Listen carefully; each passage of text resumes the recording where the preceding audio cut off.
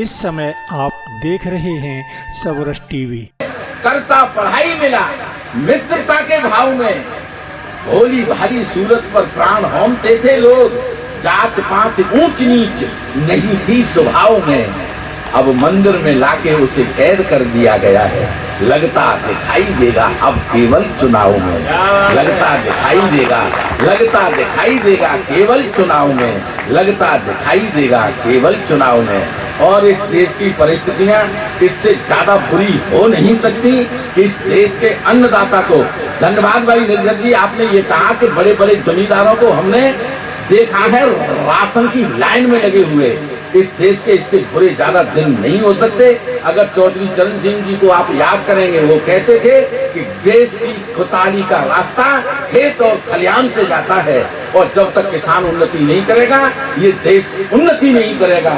इस कृषि प्रधान देश में अन्नदाता को आज राशन का थैला लेकर के लाइन में खड़ा कर दिया है। इससे ज्यादा बुरे देश के दिन आ नहीं सकते। ये देश बड़ा गोदाम है, जनता है साहब। जो राशन तुम्हें मुफ्त में देंगे वो बदले में क्या कुछ नहीं लेंगे। आप वोट अंदर कर देना, वे आते बाहर कर देंगे। आप वोट अंदर कर देना, वो आते बाहर कर देंगे, है ना। बोलना है आपको तो पक्ष में ही बोलिएगा, बोलोगे विपक्ष में तो फाड़ दिए जाओगे। बोलना है आपको तो, जितने दिनों वो चीते आए थे ना, चीते हिंदुस्तान में आ रहे थे, तो उनके छोटे छोटे बच्चों ने कहा कि तुम हिंदुस्तान जा रहे हो, जरा संभल के जाना। तो वो कहने लगे तुम चिंता मत करो, हम बीजेपी की सदस्यता ग्रहण करके जा रहे हैं। ये स्थितियां इस देश में पैदा हो जाएंगी राजनीति की। सर सुनना, जरा आप कविता सुनना चाहते हो तो, है ना, मैं एक छंद आपको सुनाता हूँ, है ना। बोलना है आपको तो पक्ष में ही बोलिएगा, बोलोगे विपक्ष में तो।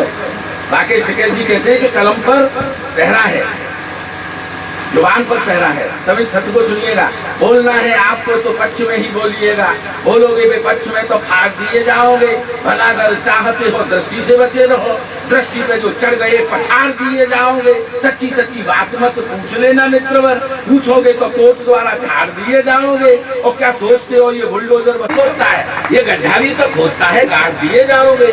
गड्ढा भी तो खोदता है, गाड़ दिए जाओगे। और ये चीते यूं ही नहीं लाएंगे इस देश में। सुनिएगा एक छंद और आपको सुनाता हूँ, यूं ही नहीं लाएंगे। 2014 से मैं पीएम बना हुआ हूँ, देशद्रोहियों की अब टांगे तोड़वाऊंगा। धारा 370 की ऐसी तैसी मान दी है, पत्थरबाजों के अब सर मोड़वाऊंगा, पत्थरबाजों के अब सर मोड़वाऊंगा। चना चीनी नमक भी खिला, चना चीनी चावल नमक भी खिला चुका हूँ, और क्या मैं तुमसे अखरोट तोड़वाऊंगा। तोहफे में मिले थे चीते लेकर के आ गया हूँ, वोट नहीं दोगे तो मैं चीते छोड़वाऊंगा।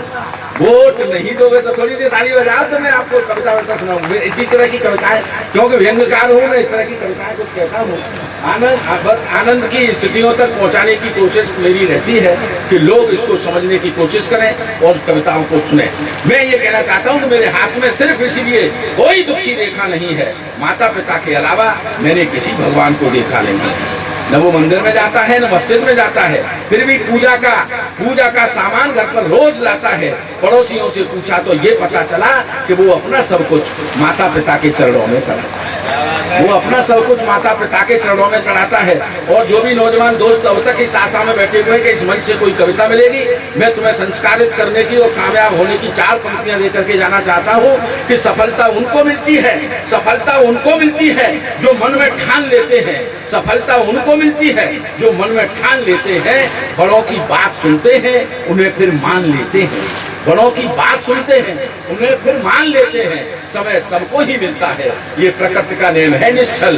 बुलंदी वो ही छूते हैं जो वक्त पहचान लेते हैं, बुलंदी वो ही छूते हैं जो वक्त पहचान लेते हैं। आदरणीय अध्यक्ष जी से करबद्ध प्रार्थना करते हुए मैं उन्हें आमंत्रित करना चाहता